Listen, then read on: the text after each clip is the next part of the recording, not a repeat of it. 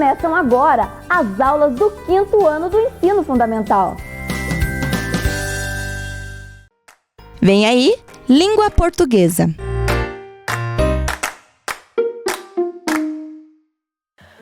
Tudo bem com vocês, crianças? Vamos iniciar mais uma aula? Isso aí! Então, mais uma aula de língua portuguesa para o 5º ano.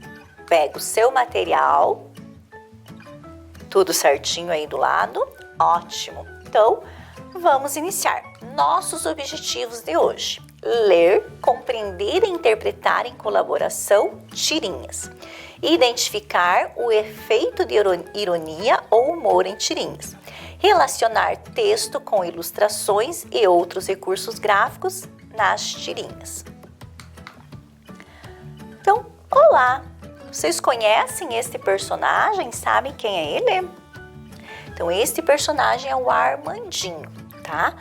Nós vamos hoje ver uma tirinha deles. Uma das tirinhas que nós vamos ver é do Armandinho.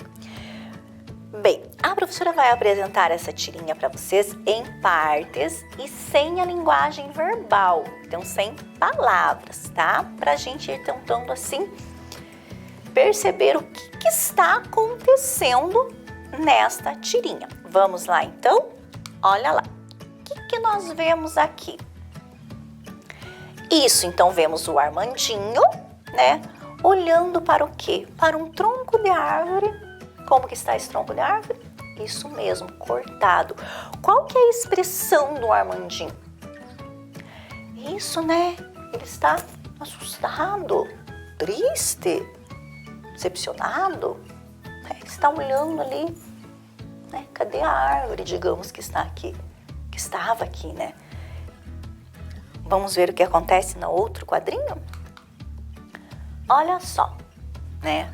Aqui a fisionomia dele, né, a expressão facial dele fica um pouco mais assim, séria. E aqui, ó, como que está a expressão dele? Ele abre um sorrisão, né? Por que será? Ele continua vendo o tronco cortado. Ah, vocês acham que pode ter alguma coisa interessante atrás do tronco ali? Ah, um brotinho? Pode ser. Que foi feito alguma coisa legal com aquela madeira cortada? Também pode ser. O que será que aconteceu? Vamos conferir? Olha lá. O que tem ali no tronco da árvore? Um brotinho. E como que o Armandinho está? Ele não está mais olhando para o tronco. Isso, ele está, né, virado ali. Parece que ele aponta, né, para alguém e fala alguma coisa. O que será que ele fala? Olha só, então aqui nós temos a tirinha, né, completa, mas ainda sem a linguagem verbal. Então, olha lá, ele observa o tronco, né, está chateado, depois ele dá aquele sorriso, porque ele percebe o brotinho e ele, né, vira ali como se estivesse falando com alguém. Vamos ver então o que estava escrito nessa tirinha? Olha só, fico até com vergonha quando vejo essas coisas. Ah, vocês ainda não nos venceram. Então, olha só, qual é a reação do Armandinho diante da árvore cortada? Então, vejam lá, né? Nós vimos o primeiro quadrinho, né, do Armandinho ali diante da árvore cortada. Qual que é a reação dele? Ele até fala aqui, ó, fico até com vergonha quando vejo essas coisas. Então, ele fica, né, além da gente, como a gente falou ali, que ele estava triste, estava assustado, decepcionado. Quando a gente tem aqui a linguagem verbal da tirinha, né, diz que ele fica com vergonha. Então, ele se sente envergonhado, né, diante da árvore cortada. Então, ele fica com vergonha, decepcionado, porque os humanos cortaram as árvores. Nós, pessoas, né, somos aí esses cortadores das árvores. Por que o Armandinho diz, vocês ainda não nos venceram? Para quem ele dirige essa frase? Então, veja só, né? Quando ele vê o brotinho, ele fica todo feliz, ele se vira, ele aponta e ele diz, vocês ainda não nos venceram. Então, não venceram ele, porque aqui representa o quê? Que ele gosta de proteger o meio ambiente, né? E não venceram ali a árvore, né? Porque brota ali, né? Uma folhinha ali, um galinho dela. Mas então, para quem? Porque nós não vemos aqui na tirinha ele falando com ninguém. Para quem será que ele fala isso? E por que que ele fala? Isso mesmo, então ele fala que não venceu porque brotou um novo galho. Mas e para quem? Isso mesmo, para as pessoas que cortaram a árvore, né? Então, né, ele diz, vocês ainda não nos venceram porque a árvore está com um broto, e ele diz isso para as pessoas que cortaram a árvore. Bem, agora esses dois personagens são bem conhecidos de vocês, né? Isso mesmo, Cebolinha e a Magali.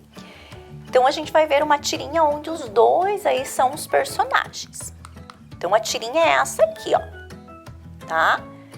Então, vamos ver em partes ela aqui, ó. Você estava brincando de balanço com o Cascão? Como você descobriu? Olha ali, ó. Perceberam, né? O que tem ali nas costas da Magali? Isso mesmo, duas, né, marquinha ali das mãos sujas, né, do Cascão, né? Por isso aí que o Cebolinha, né, tava com essa informação. Então, olha lá. Como o Cebolinha sabia que a Magali estava brincando de balanço com o Cascão? O Cascão contou para ele? Não, né? Nós não vimos o Cascão contando para ele. Ele viu os dois brincando? Também não vimos ali na tirinha ele olhando os dois brincando. Ele viu as marcas das mãos sujas do Cascão na roupa dela? Isso mesmo, né? Ele viu as marcas de mãos sujas. Tanto é que ela, né, questiona, mas como você descobriu? Será que ele vai contar para ela? Ficamos na dúvida, né? Mas ele descobre pelas mãos. Então, ele viu as marcas das mãos sujas do Cascão na roupa dela. E esses três personagens também, né, são bem conhecidos. Então, quem que nós temos aqui? O Cebolinha, o Anjinho e a Mônica. Isso mesmo. Então, olha só essa tirinha aqui, né? Como que está a Mônica ali? Como sempre, né? Isso mesmo, muito brava, né? Então, olha lá. Ela pergunta, quem foi que deu um nó na orelha do meu coelhinho? Olha a expressão do Anjinho e do Cebolinha. E veja o que acontece lá no último quadrinho. Vamos ver em partes, então, para a gente poder analisar um pouquinho melhor. Então, olha lá, ó. Quando ela chega, ela está chegando. Como que a gente sabe que ela está chegando? Pelo aqui, né, o pezinho levantado, que ela está andando. O que nós temos aqui em cima da cabeça dela aqui? Esses risquinhos ali indicam o quê? Isso mesmo, que ela está muito brava, né? Que ela está com raiva, está louca da vida. Vejam aqui, ó, que o balão aqui da fala, como que ele está?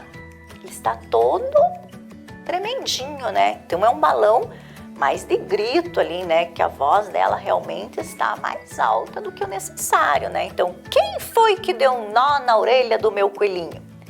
Então, qual que é o motivo de toda essa braveza? Olha a mão dela aqui, ó, o punho fechado, né?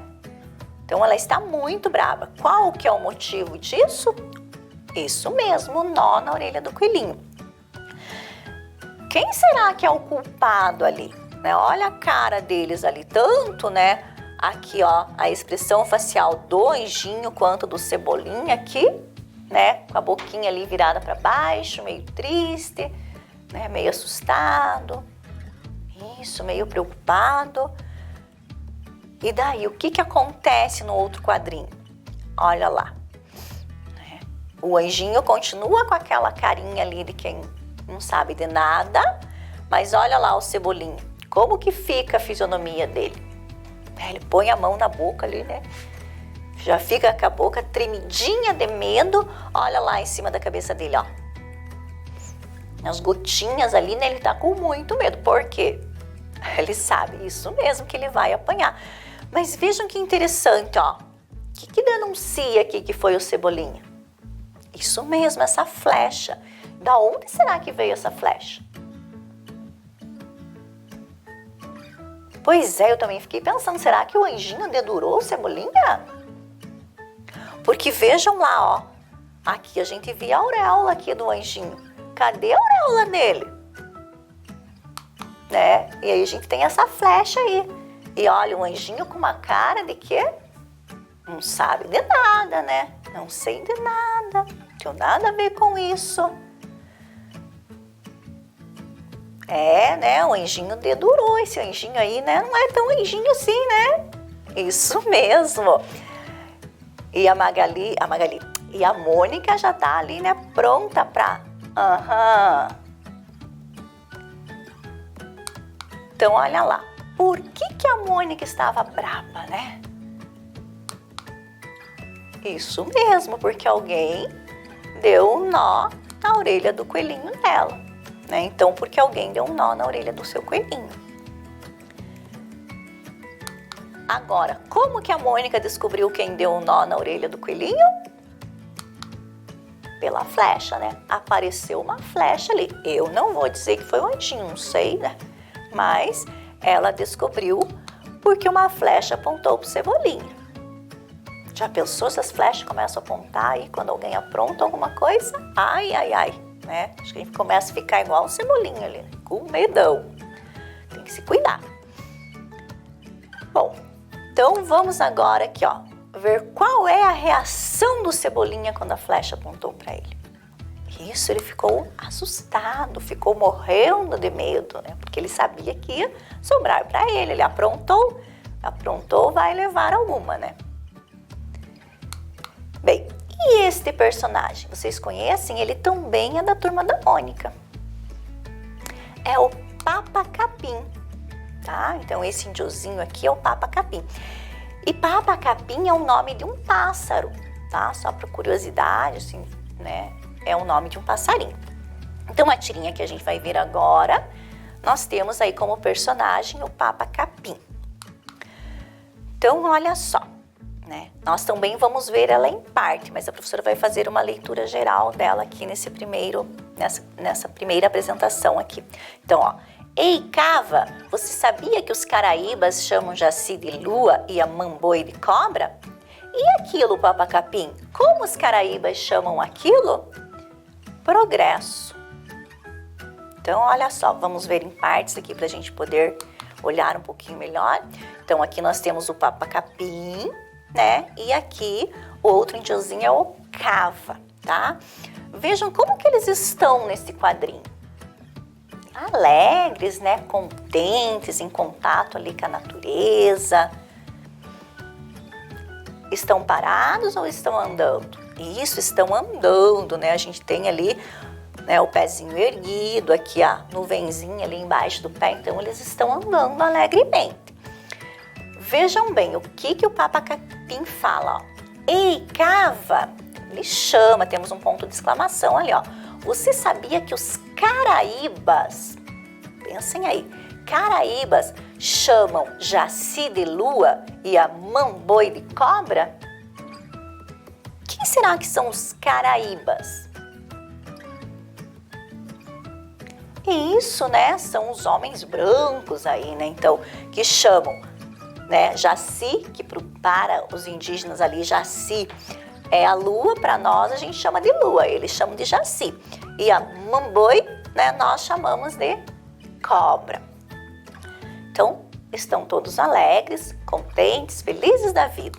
E aqui, olha a expressão deles aqui, né? Então, o Papa Capim já tá com um sorrisinho triste, né? Um olhar triste. E olha o Cava aqui, a boquinha dele, né? Questionando aqui, né? Então, e aquilo, Papa Capim? Como os caraíbas chamam aquilo? Por que, né, essa carinha de decepção, essa carinha de tristeza deles? Isso, porque eles veem, que lá na frente nós temos o quê? Uma, né, região ali com muitas árvores cortadas, um desmatamento ali. E vejam aqui como que ele responde progresso, olha como é que tá o ombro dele, como que ele tá, ó, Sim, né? Todo desenchavido, todo chateado, até os ombros caídos, né? Progresso. Por que será que ele fala aqui progresso, né? Os caraíbas chamam isso de progresso. O que vocês acham? O que é progresso? Então, a gente, né, diz o que? Vamos cortar, né, todas aquelas árvores, vamos fazer novas casas, prédios, indústrias. Realmente é um progresso, por um lado.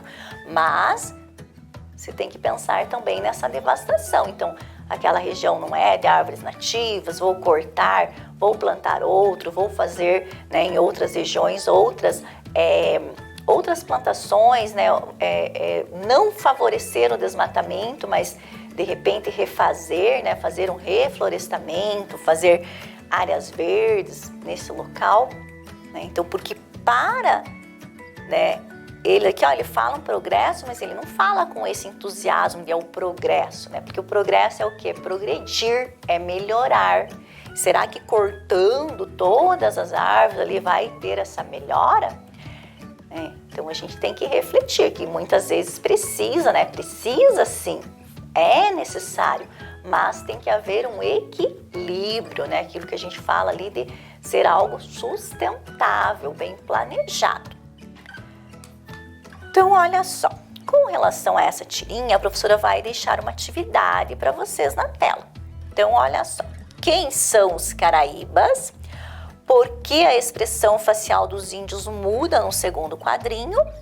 No último quadrinho, Papa Capim, decepcionado, responde progresso. Por quê?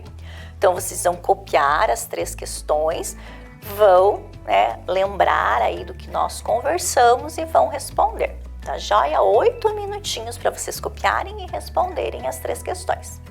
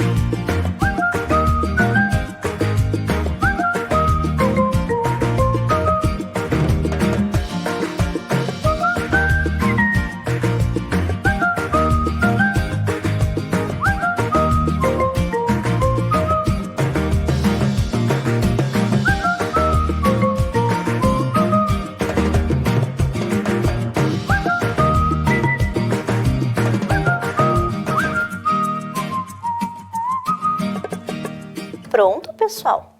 Deu tempo? Vamos conferir as respostas, então? Então, olha só. Quem são os caraíbas, né? Então, quem são aí? Os caraíbas são os homens brancos. Muito bem. Questão 2.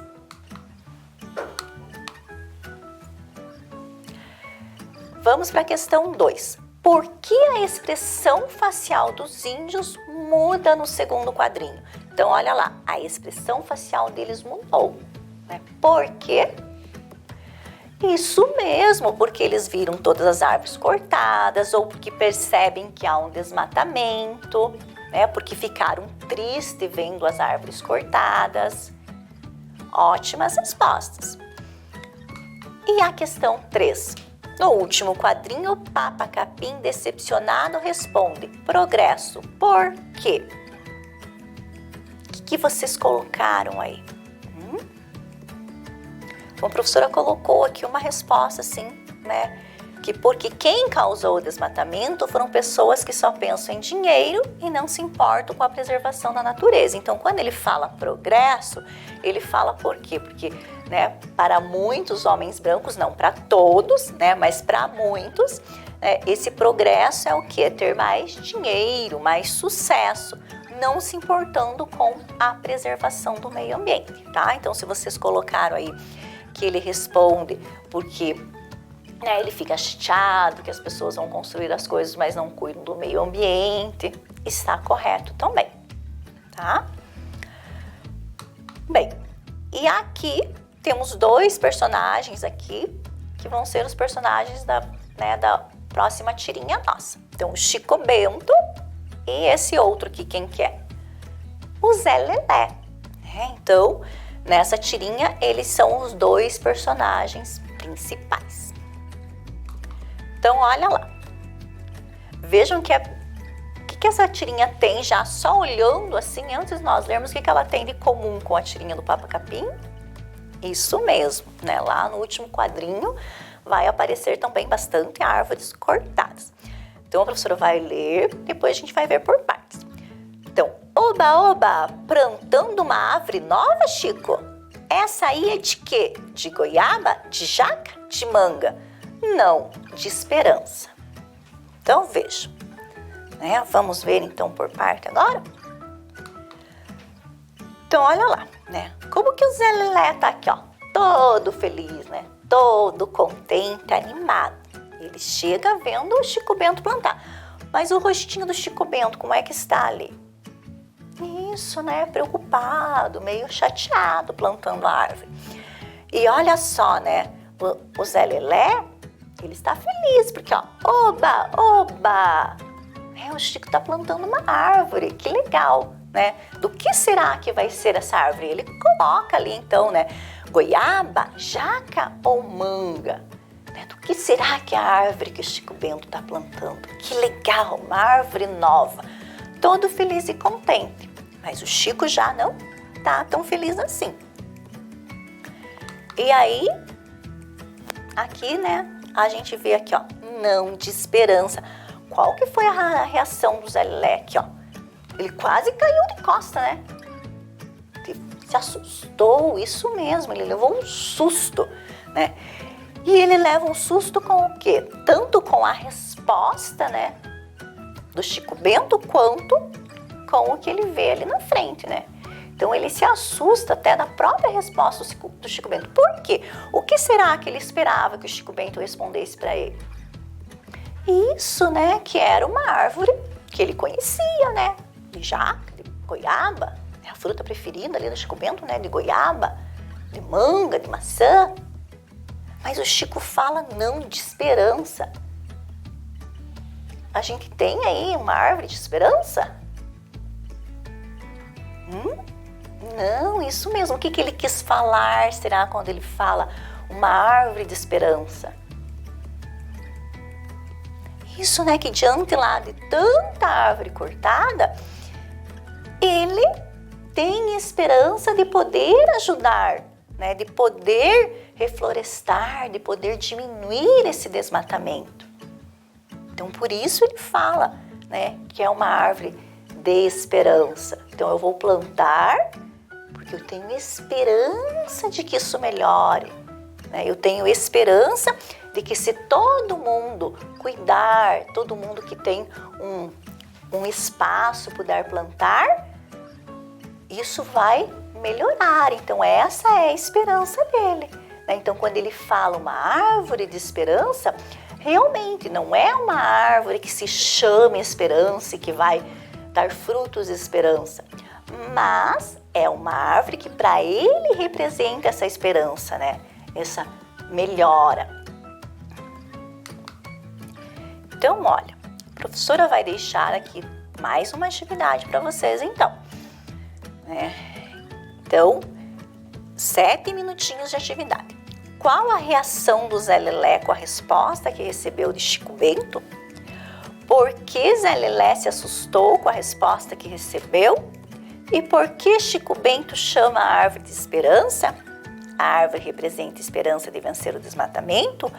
A árvore de esperança cresce rápido. Há muitas árvores e ele quer plantar mais uma. Então vejam, vocês vão, né, copiar as questões. Aqui na questão 3, vocês vão copiar só aquela que for a resposta correta. Então não precisa copiar as 3, vão copiar só a que for a correta. Então copie e responde. A professora deixou aqui na tela, né, essa imagem aqui do último quadrinho para vocês, né, poderem ali observar e lembrar um pouquinho do que nós conversamos, tá bom?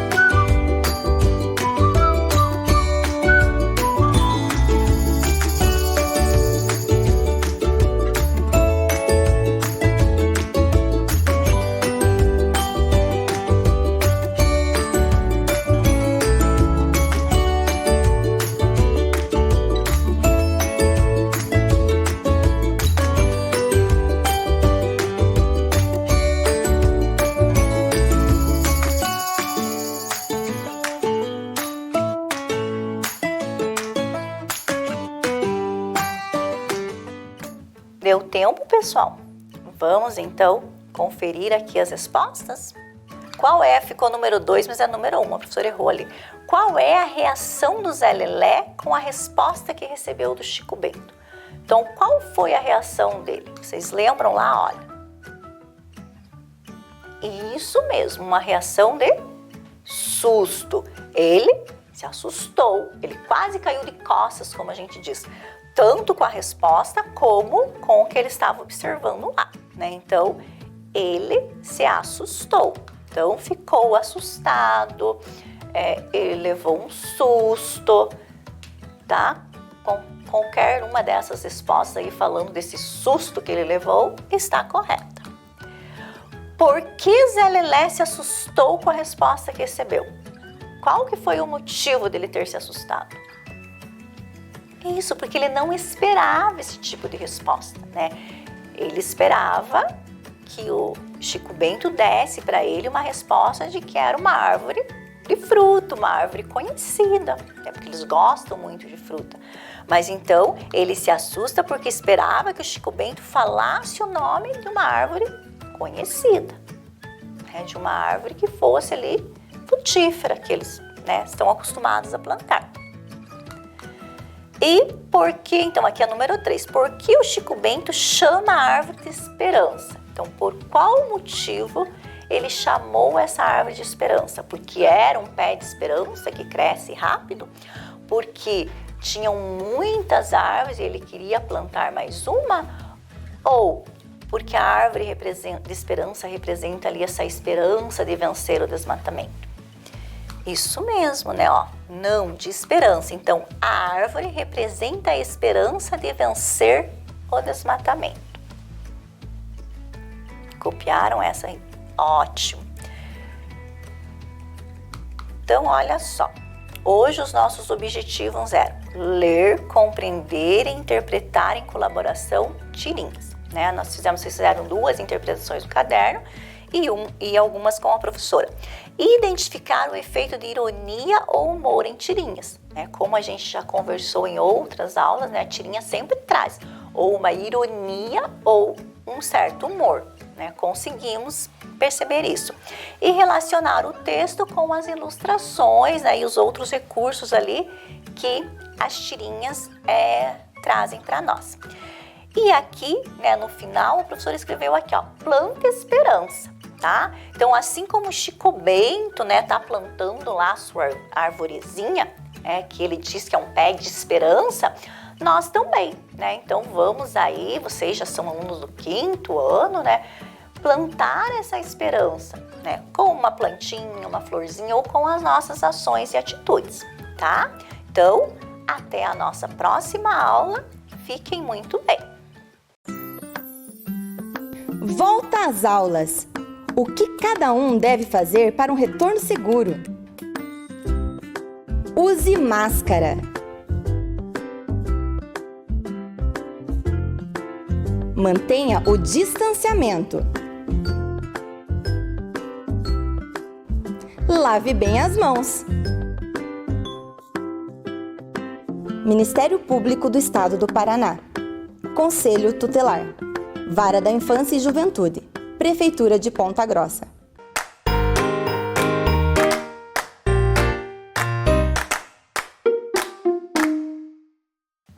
Olá, crianças! Preparado para a nossa aula de história? Espero que sim! Então, hoje nossa aula vai ser um pouquinho diferente. Não vamos pegar nenhum material. Hoje vocês não vão utilizar material nenhum para a nossa aula. Vocês só vão estar prestando atenção.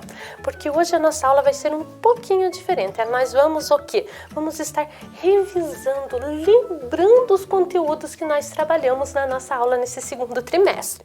Então, qual que é o nosso objetivo? O nosso objetivo é revisar os objetos de conhecimentos do 2º trimestre.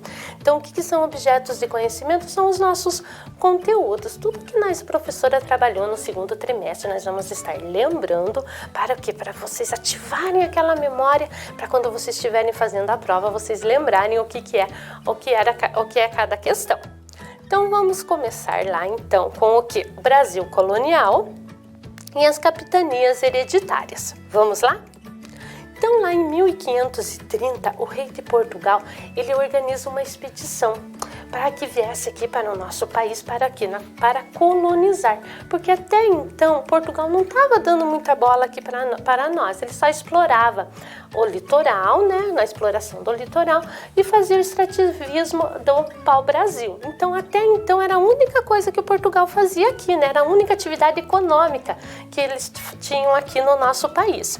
Com a expedição de Martim Afonso, ele tinha um objetivo: povoar o território, né, expulsar os invasores, que são os piratas franceses e ingleses que querem vir aqui tomar posse da nossa terra, e fazer comércio, fazer o escambo com o nosso indígena e começar uma outra atividade econômica aqui no Brasil, que seria o quê? O cultivo da cana-de-açúcar no Brasil.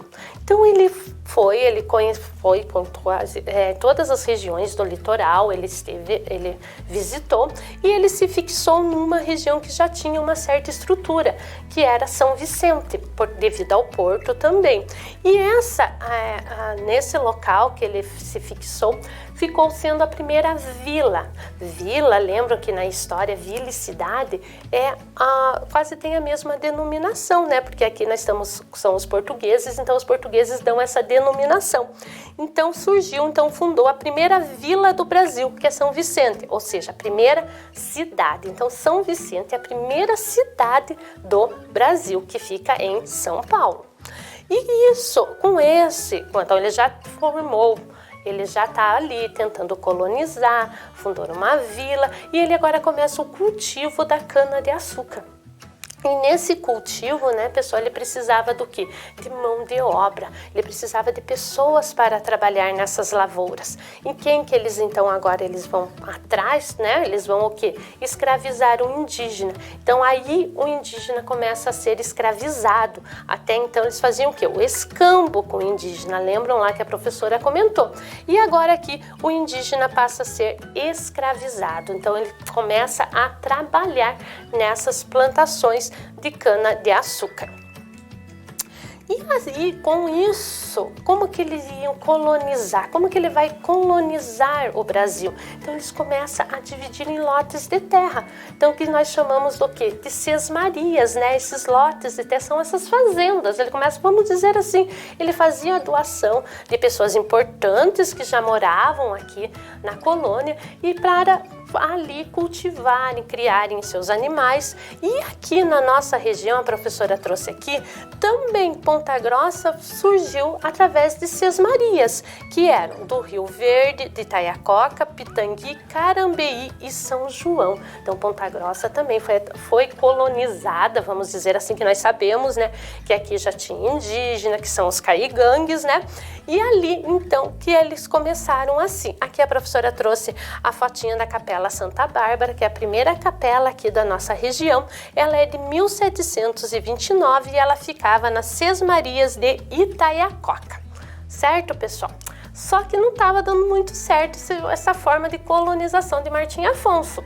Então, o que o rei de Portugal resolveu fazer? Resolveu empregar uma outra forma de governo. Então, o que ele fez? Ele dividiu, né, o Brasil, né, a região. Pensem lá que nós temos o Tratado de Tordesilhas. Na parte lá de Portugal, ele dividiu em 15 lotes de terras, distribuindo em 14 capitanias, nomeando 12 capitães donatários. Por quê? Porque teve capitães donatários, ou simplesmente donatários, que receberam 2 capitanias, que eram nobres da sua confiança, para serem responsáveis por administrar. Então, ele escolheu as pessoas, os amigos deles, vamos dizer assim, os amigos do rei, e ali ele deu esses lotes de terra, que não poderia ser vendido, né? Que eram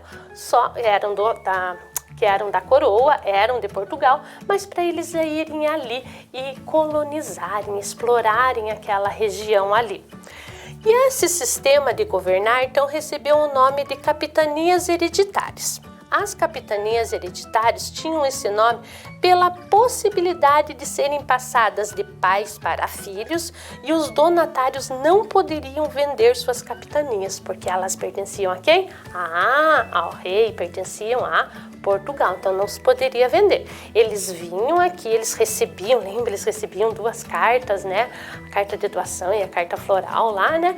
E eles não tinham mais ajuda nenhuma. Vão lá para a colônia, desenvolvam, só me mandem lá os impostos para mim. E foi mais ou menos nesse sentido que as capitanias hereditárias se desenrolaram, né? Mas será que elas eram certas? Vocês lembram lá?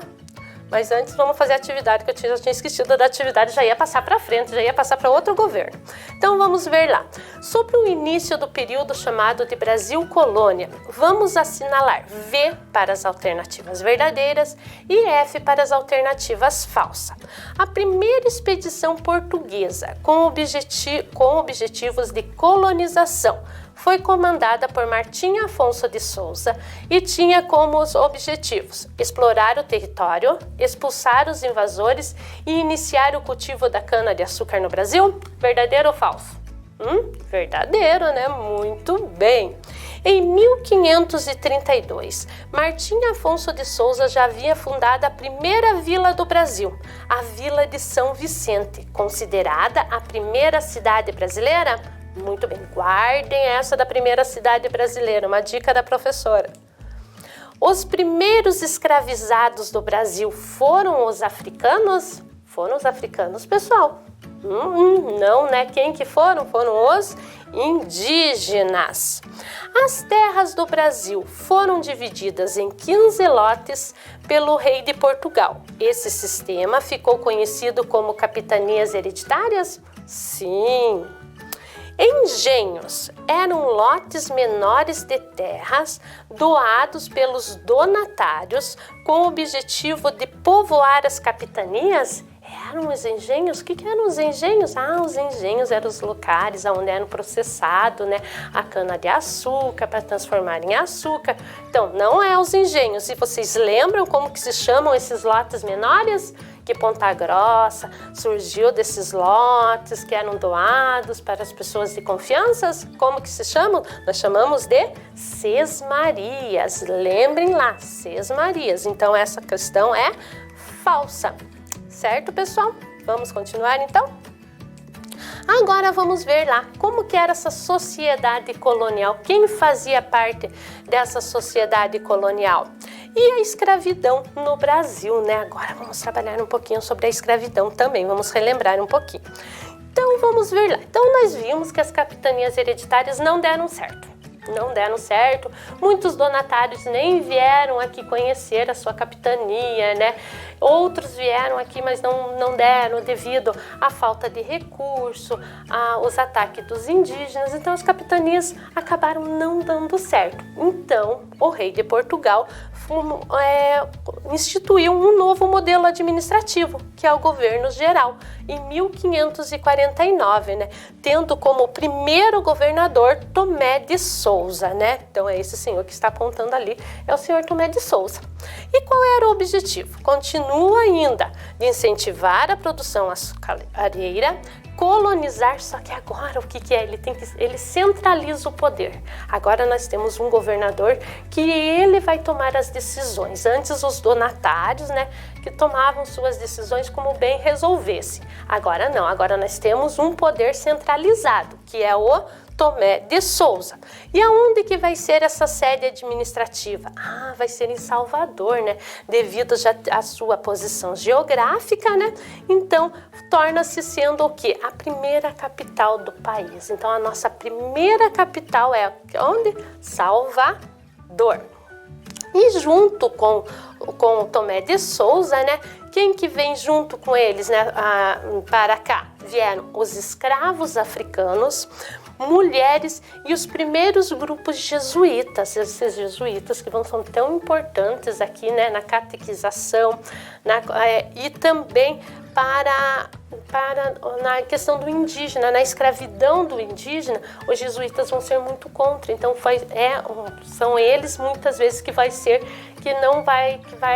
que não haja mais essa escravidão aqui em questão do indígena. Nós já vamos estar trabalhando isso daí.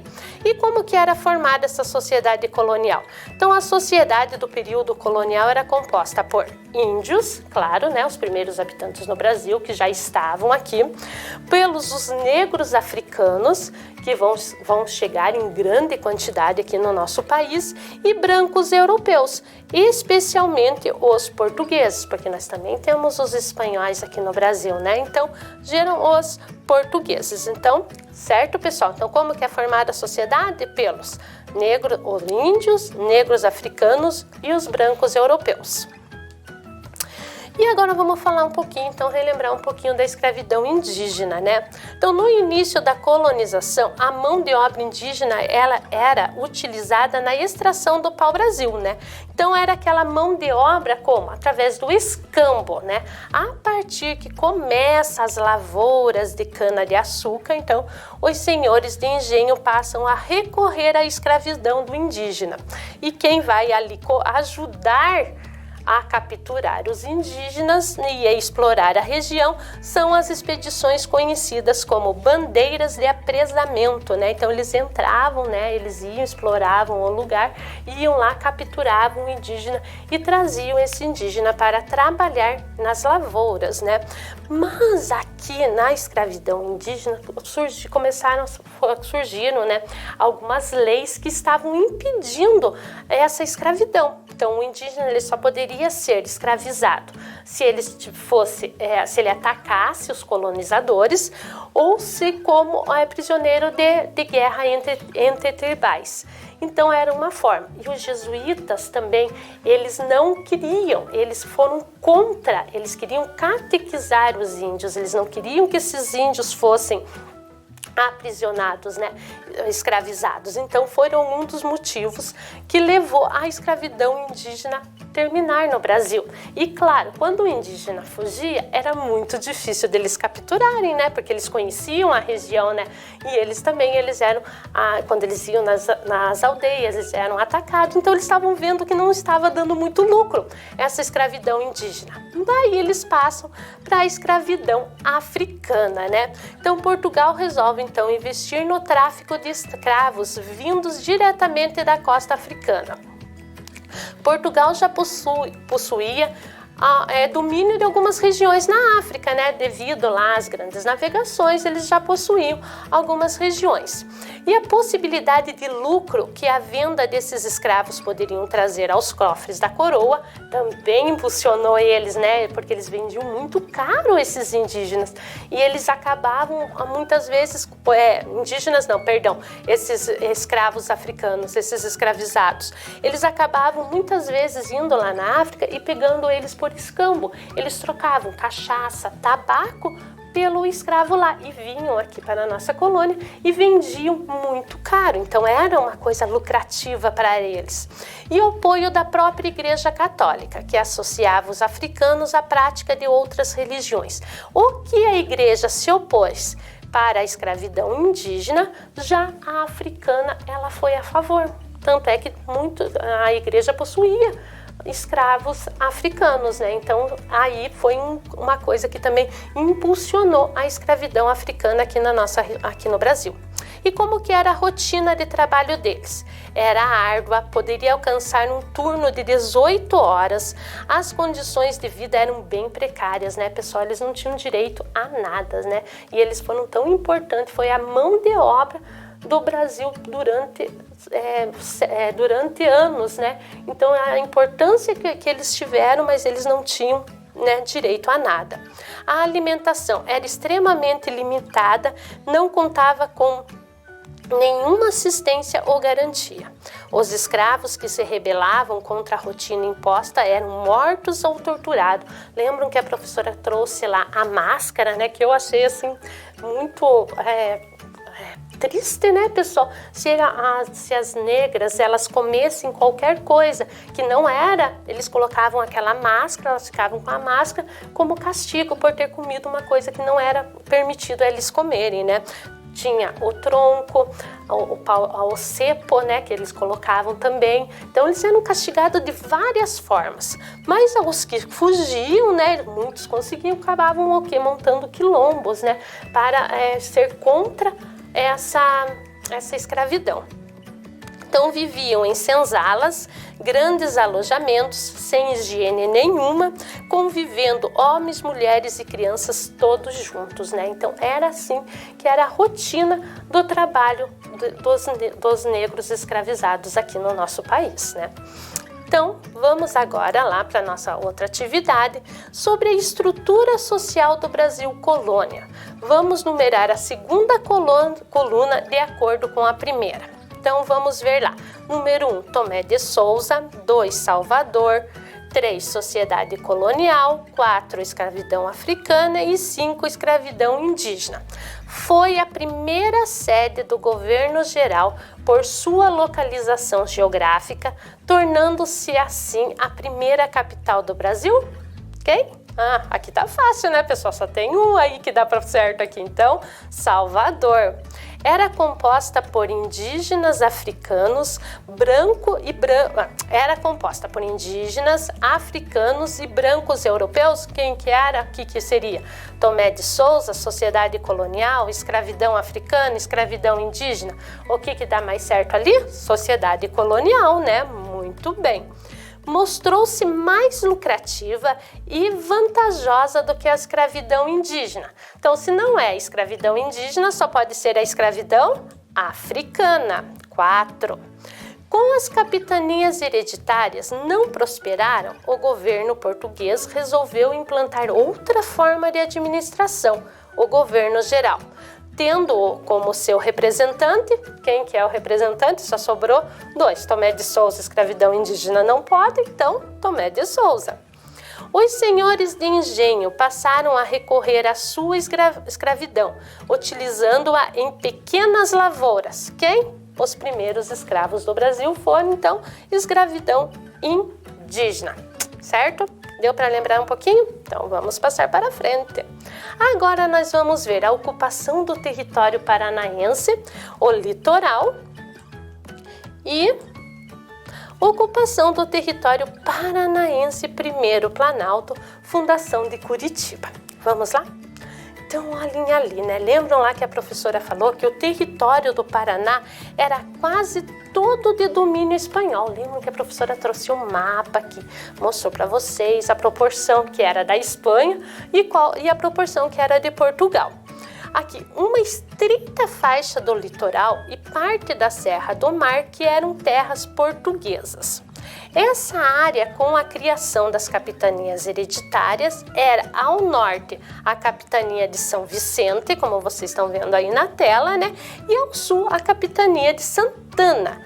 Então, era só essas faixas, a capitania de São Vicente, que pertencia a Portugal, e capitania de Santana.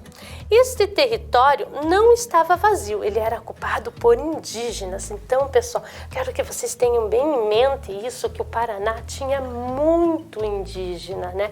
Tinha muitos indígenas aqui no Paraná. E isso também era uma das coisas, e esses indígenas, ele não era muito pacífico, né? Ele lutava pela sua terra. Era uma das coisas que muitas vezes dificultava eles a estarem ocupando esse território. Então, quando a professora fala ocupação do território paranaense, é a ocupação pelo quê? Pelos europeus.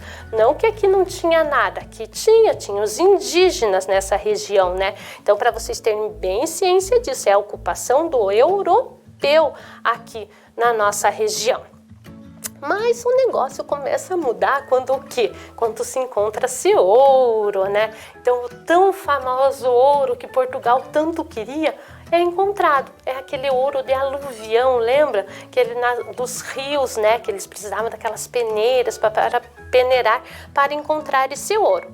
Então, o início efetivo da colonização portuguesa se dá em 1646, com o estabelecimento de uma povoação em Paranaguá, formado por colonos e jesuítas espanhóis. Então, tinha tanto português quanto espanhol, porque nós sabemos que nessa época o Paraná era mais da Espanha, né? pertencia mais aos espanhóis do que aos portugueses, por isso devido aos colonos, tanto portugueses quanto espanhóis. A existência de ouro na região encontrado pelos bandeirantes portugueses foi o que motivou este movimento de colonização inicial. Claro, né, pessoal? Ali a professora ali tem uma figura de um bandeirantes, né? Eles ali já trabalhando na questão de tirar o ouro desse rio, então eles já estavam usando ali a mão de obra escrava indígena ali naquele rio para tirar esse ouro. E claro, quando surgiu a notícia do ouro na região, muitas pessoas vieram para cá, né? Queriam em busca dessa riqueza, né? Então isso que proporcionou a colonização ali do litoral. Então nós começamos na nossa colonização através do litoral. Então, e daí fundou-se a cidade mais antiga do Paraná, em 1649. E qual é a cidade mais antiga? Então, Grande Mar Redondo, na língua tupi-guarani. Era assim que os indígenas denominavam a formosa Baía de Parnaguá, para chegar na Baía de Paranaguá. Então, a cidade mais antiga do Paraná é Paranaguá. Olha a imagem lá da igrejinha, que bonitinha que ela tá ali, né? Então, Paranaguá é a cidade mais antiga do estado do Paraná, conhecida como a cidade-mãe do Paraná. Então, cidade-mãe do Paraná é Paranaguá. Lembrem disso, guardem isso. Então, nós começamos a nossa ocupação através do litoral, né? Fundando ali a cidade mais antiga, que é Paranaguá. E por que nós começamos por ali? Porque foi encontrado que o ouro, né? Então, veio muitas pessoas para cá e ali a gente começa essa povoação ali. E agora vamos falar um pouquinho, então, de Curitiba, do primeiro Planalto, certo, pessoal? Então, ali, lembrem, né, que nós estamos vindo, esses exploradores, o que eles encontram no meio do caminho? Ah, só uma serrinha, né, a Serra do Mar ali. Então, eles tinham o quê? Transpor essa Serra do Mar para eles continuarem à procura do ouro. Eles estão à procura do ouro e vão avançando cada vez mais. Então, eles começam a usar o quê? Caminhos que já tinham na Serra do Mar pelos indígenas. Eles começam a fazer picadas na mata, né? Abrindo esses carreiros, esses caminhos ali para chegar ali em Curitiba. Então eles tinham que transpor a Serra do Mar. Então a Serra do Mar ali foi um empecilho muito grande para essa colonização nossa aqui no Paraná. Então, Curitiba, 1693, era uma região de florestas exuberantes, onde reinavam as araucárias. Os nativos tupi-guarani que habitavam a região referiam-se a ela como Curitiba, que pode ser traduzido como pinheiral, ou terra de muito pinhão, terra de muito pinheiros. Então, elas têm várias traduções que vocês podem encontrar aí nos livros. O século XVI marcou o início da conquista dos europeus em nossa região, com expedições portuguesas e espanholas em busca de pedras preciosas e índios para escravizar. Então, eles ainda estão ali, né? O índio ainda está sendo escravizado, né?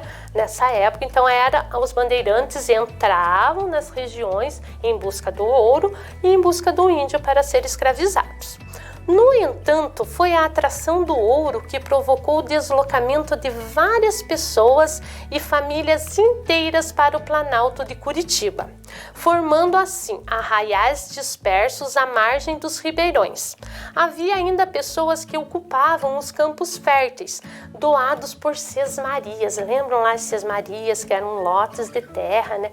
Que eram doados para os fazendeiros. Só que esses fazendeiros, muitas vezes sesmeiros, eles doavam assim uma quantidade de terra para pessoas que pudessem cultivar ali, cultivar a terra, né, e a criação de gado, como mostra ali a imagem, tipo pequenos sítios acabaram se formando nessa região aqui de Curitiba, porque o ouro era muito pouco, pessoal. O ouro não era assim um ouro em grande quantidade, como ele vai ser encontrado lá em Minas Gerais, aquele ouro das minas, né? Era um ouro em pouca quantidade. E o que aconteceu? Ele acabou se se esgotando, né, diminuindo, e as pessoas precisavam de uma outra atividade econômica. Então, por isso que eles começam com essa criação de gado e o cultivo das lavouras. Nossa Senhora da Luz dos Pinhais, conhece? Já ouviram falar nessa cidade aqui, nessa região? Não? Então vocês já vão ver onde que ela fica. Então, em 1668, instituiu-se o Pelourinho na povoação de Nossa Senhora da Luz dos Pinhais.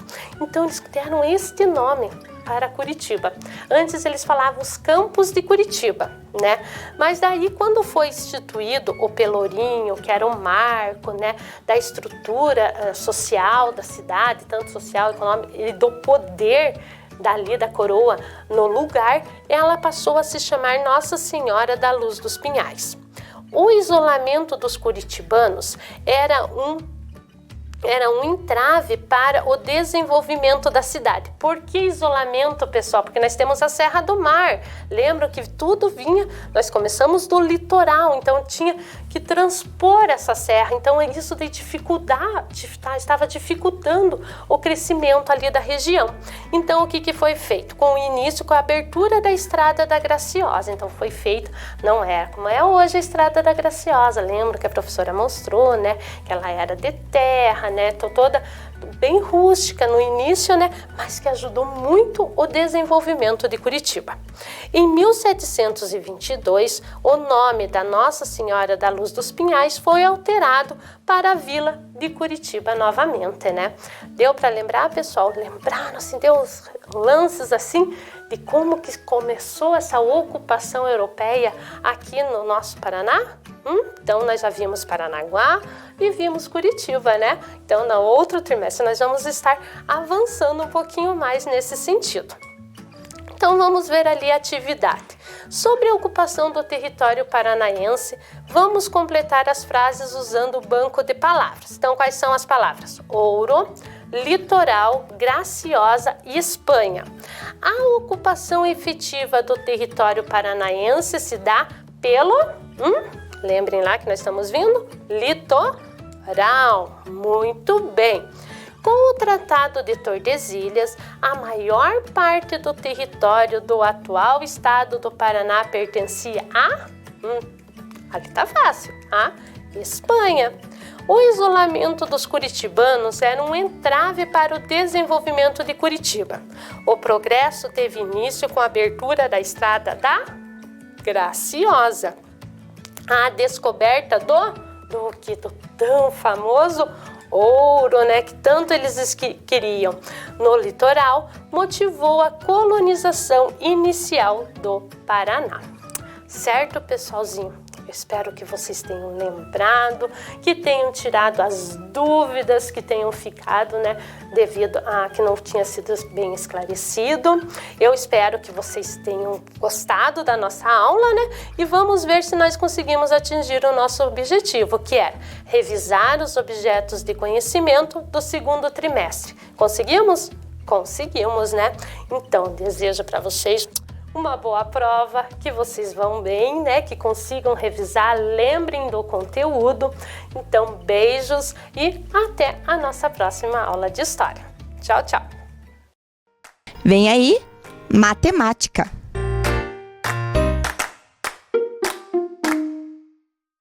Olá, crianças! Bem-vindos aqui ao nosso Clube da Matemática. Hoje nós vamos resolver um desafio bem legal. E se você conseguir resolver junto comigo esse desafio, você vai pintar mais um quadrinho lá do seu certificado do Clube da Matemática. Isso mesmo! Bem, mas vamos ver qual é o desafio que nós vamos resolver hoje? Vamos com a professora aí na telinha? Então tá aqui, ó. O Luiz Gustavo fez com 6 cubos a seguinte construção. Então aqui do ladinho nós temos algumas opções ali, ó, letra A, B e C, de diferentes pontos de vista desta construção que o Luiz Gustavo fez. Então a gente pode olhar de cima, né, essa construção, a gente pode olhar de cima, a gente pode olhar de frente, a gente pode olhar de lado. Então é nessa condição que nós vamos fazer agora a nossa a resolução. Eu quero que vocês tentem olhar aí na telinha de vocês, eu vou dar um tempinho para vocês fazerem isso. Observe, olhem bem a construção, olhem as opções que eu estou oferecendo para vocês nessa atividade. Identifique para a professora qual das 3 opções é a vista de cima, né, dessa construção aqui que o Luiz Gustavo fez. Ok? Então vocês vão só observar e tentar responder, não precisa copiar, tá bom? Então vocês vão ter 3 minutinhos para pensar um pouquinho aí que eu já volto para conferir com vocês. Vamos lá?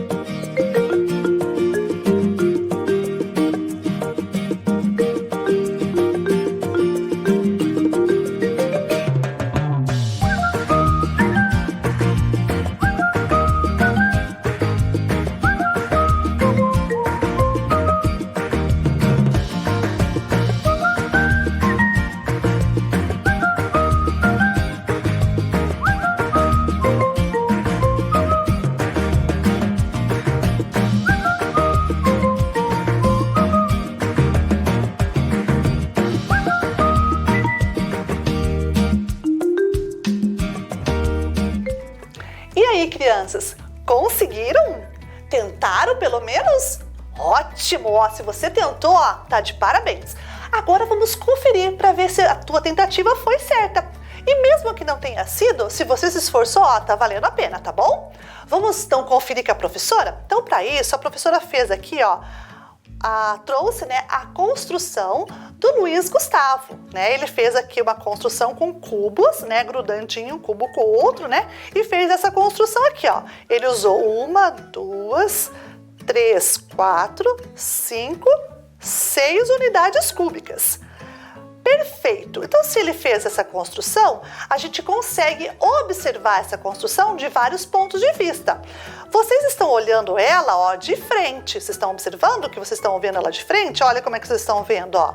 Vocês estão vendo ela um quadradinho aqui, 2 quadradinhos aqui e um quadradinho aqui. Essa é a vista frontal, ó, de frente. Se eu colocar a vista de cima, ó, eu vou virar agora para vocês olharem a vista de cima. Olha como ela muda. Eu vejo 2 aqui, 1 aqui e 2 aqui.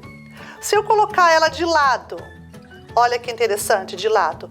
De lado eu vejo 2 aqui e 1 em cima. Estão vendo que as vistas que eu olho, dependendo de onde eu estou olhando, eu vou ver 1, 2, 3 ou até mais cubinhos? Ótimo! Então o que a professora pediu? A professora pediu lá na atividade que a professora queria ver a vista de cima. Então a vista de cima é esta aqui, ó. Observem lá. Estão vendo? Qual que foi, ó? 1, 2, 1 aqui, 1, 2 ali. Então vamos lá na telinha com a professora para ver qual é a opção? Vejam lá na opção da telinha agora.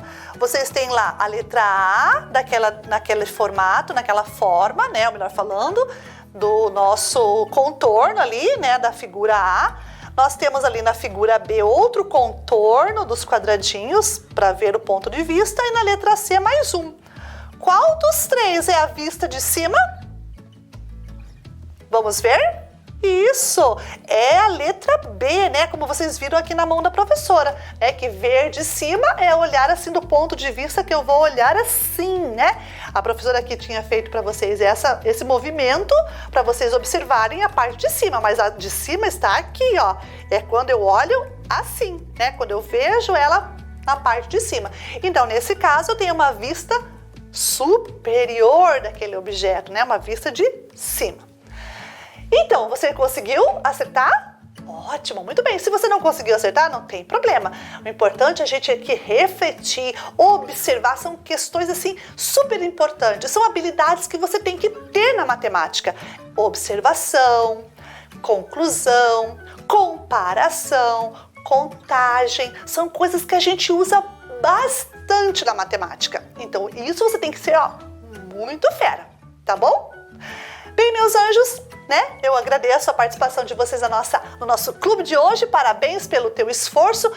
Não se desanimem, tá? Que a gente sempre vai trazer aqui coisas bem legais para vocês tentarem resolver. E mesmo que você não consiga, mas se você fizer com bastante esforço, você consegue aprender, tá bom? Um beijo e até o nosso próximo Clube da Matemática.